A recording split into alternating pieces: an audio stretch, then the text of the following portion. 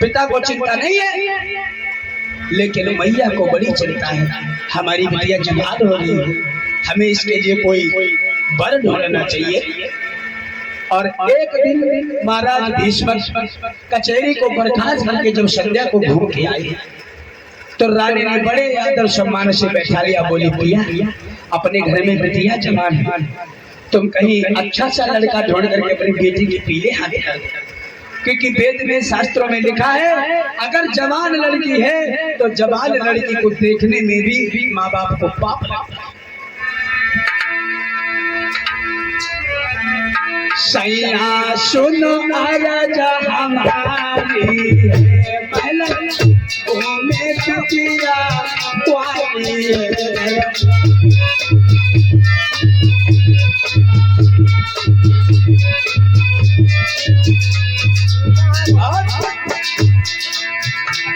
चकले उपामरे डाली लकी सुरती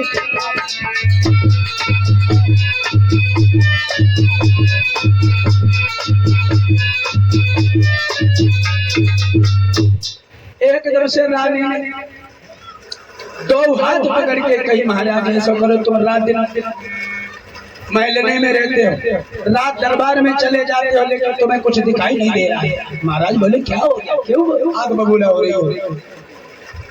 कहने लगे, सुनो, घर में तुम्हारी बेटी जवान हो चुकी है, तुम्हें कुछ दिखाई देता या नहीं देता?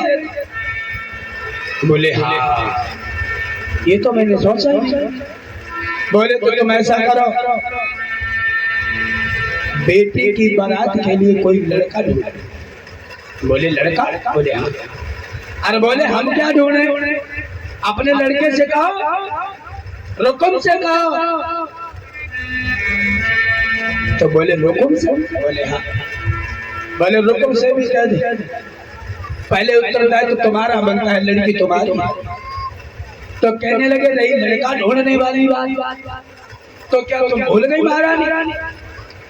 जब देवर्षि नारद ने आकर के बताया कि हमारी बिटिया के पति द्वारकाधीश कन्हैया बने, तो फिर लड़का ढूंढने की बात ही कहाँ है? हम डायरेक्ट उन्हीं के साथ अपनी बेटी का विवाह कर देंगे। लाओ खत लिखे और भगवान श्यामचंद्र को बुला ले, द्वारकाधीश कन्हैया को। पति पत्नी में बातें हो रही थी, तब तक रुकुम आ गया। रुकुम कहने लगा, बड़ी माता पिता में बातें हो रही है, क्या बात? बोले, बेटा, हम बेटी रुक्मिणी की शादी करना चाहते हैं। बोले, कहाँ? बोले, हमने सोचा तुम आ गए हो तो तुम्हारी भी राय ले रहे, बताओ बेटी का विवाह कहाँ अच्छा रहेगा, हम कहाँ करें? तो रुकुम कहने लगा, मैया, पिताजी, अगर वास्तविकता में देखा जाए तो एक लड़का है हमारी नजर। बोले, कौन? कहने लगे, शिशुपाल। चंदेले का जो राजा है ना, वो शिशुपाल रुक्मिणी के लिए बड़ा सही रहेगा, बड़ा वीर है, वहां पर उसकी यश कीर्ति की ध्वजा फहरा रही है। तो जब ये बातें सुनी है, एकदम से भीष्म कहने लगे, अरे नारायण, तू अपनी बहन की शादी अपने साले से करेगा? तुझे मालूम नहीं है कि शिशुपाल कौन है? वो तेरा साला है।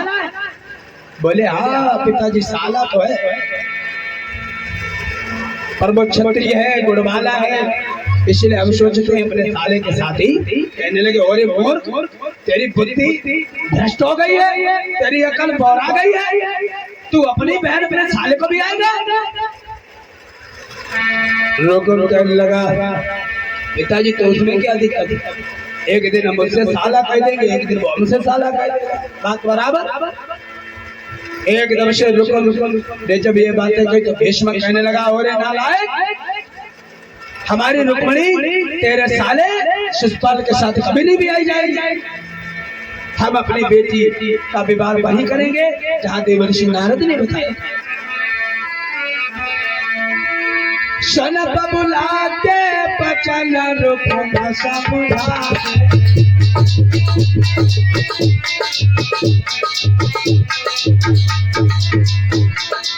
मानो मेरी बात नहीं पछतावे,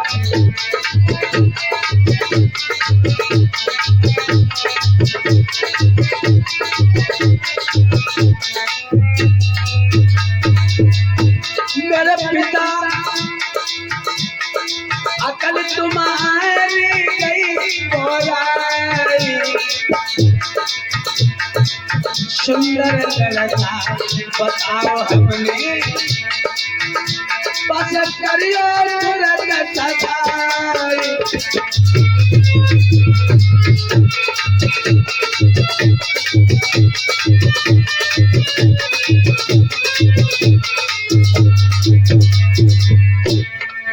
भैया सुन के इतनी बात रुकमणी मन लो, भैया सुन के इतनी बात रुकमणी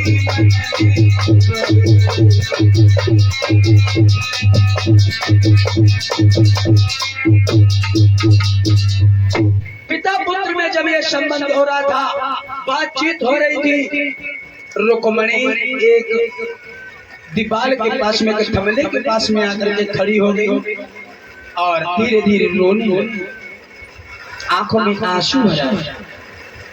इधर इन दोनों की वार्तालाप हो रहा था तो रुकुम कहने लगा, बता पिताजी तुमने कौन सा वर देखा है, तुम्हें किसने समझा दिया, कहाँ करोगे बेटी का विवाह? तो कहने लगे, देखो हम अपनी बेटी का विवाह कन्हैया के साथ करें। कन्हैया वो कृष्ण? हाँ। एकदम से कहने लगे, हरे पिताजी तुम्हारी पाकई में बुद्धि बोरा है, बछलिया के साथ में बिटिया की बारात करियो अपनी। वो ग्वाला है, ग्वालों के साथ में गाय चरा चरा करके उसकी भी बुद्धि गाय जैसी हो गई है, और तुम उसके साथ में बारात करोगे जिसके बाप का पता नहीं है, माता का पता नहीं है, कोई साक्ष्य प्रमाण नहीं है। और वो बोला कि पहले था नाम नंदनंदन और अब वसुदेव कहा है।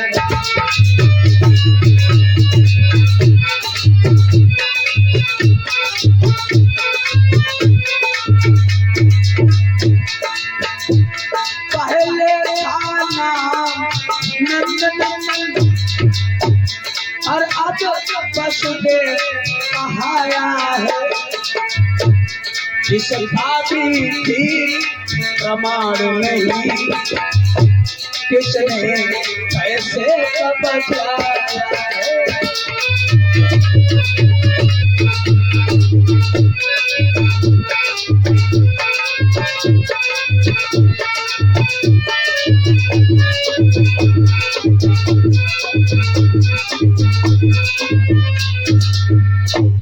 अरे बोले पिताजी उसकी कोई बात ही नहीं है।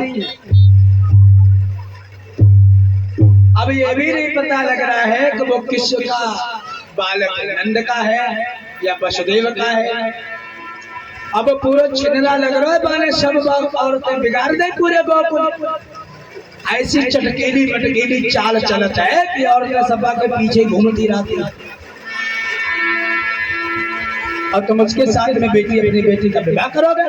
नहीं, मैं रुक्मिणी का विवाह वहां नहीं होने दूंगा।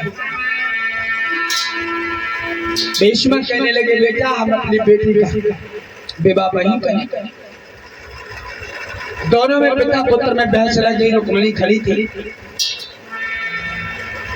और जैसे ही नजर पड़ी है रुक्मिणी की तरफ, रुक्मिणी के पास में जाकर के रुकुम कहने लगा, ए रुक्मिणी, हाँ किसके साथ तो शादी करेगी? बोली भैया, शर्मा क्यों रही है? बोल। भीष्म कहने लगे, उससे क्या पूछता है, मुझसे पूछ। हमारी एक ही बिटिया है, और बड़े धूमधाम के साथ मैं शादी करूंगा। जैसे तेरी शादी की वैसे बेटी की करूंगा। और तू कौन होता है पूछने वाला? मैं कहीं भी करूं। तो इतनी बात जब रुकुम की नहीं करी, रुकुम वहां से चल देता है। बोला पिताजी मैं जा रहा हूँ, कभी भी नहीं आऊंगा। और आगे बड़ा देखा सामने रुकमणी खड़ी है। रुकमणी सुना है तू बच्चिंद्रा के साथ में बारात करेगी, उस कन्हैया के साथ में बारात करेगी, नाक कटाएगी हमारी। बोल तेरी क्या इच्छा है? रुकमणी कहने लगी भैया हमारे जहाँ पिताजी करेंगे हम वही बारात करेंगे। अच्छा तो हमें लग रहा है बेटी और पिता का एक ही संधि है, एक ही बात। रुकुम कहने लगा एक बात कान खोल करके सुन लेना, अगर वो कृष्ण यहाँ आया तो शादी की जगह पर अर्थियां उठेंगी, अर्थियां सोने खून की नदियां बहा दूंगा, लेकिन तुझे उस कृष्ण के साथ नहीं जाने। तो एकदम से दो हाथ जोड़ के बोली रुकमणी भैया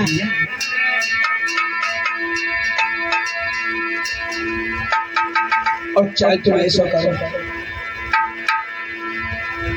शादी से पहले चाहे तुम मेरे शरीर की बोटी बोटी खिंचवा दो, चाहे मुझे मरवा दो, चाहे मुझे सूली चढ़ा दो, लेकिन रुकमणी तो उनकी हो चुकी है। और रुकमणी कहने लगी भैया मैं शादी करूंगी उन्हीं के साथ, रहूंगी तो उन्हीं के साथ, जीवन काटूंगी उन्हीं के साथ, मर जाऊंगी तो उन्हीं के साथ। रुकम कहने लगा चुप, बड़ी बेहुदा है तू, अपने भाई के सामने जवान लड़ा रही है। बोली भैया जब मैं जवान लड़ाने वाली कोई बात नहीं, जहाँ मेरा मन होगा मैं वहां शादी करूंगी, तुम्हें क्या दिक्कत, तुम चले जाओ। रुकमण जो रुकुम है एकदम से रक्त वर्ण लाल लाल आके करके वहां से चला गया। और इधर रुकमणी जो है नाक से प्रीति लगाने लगी और बैठ करके भगवान को नैया नैया करने लगी।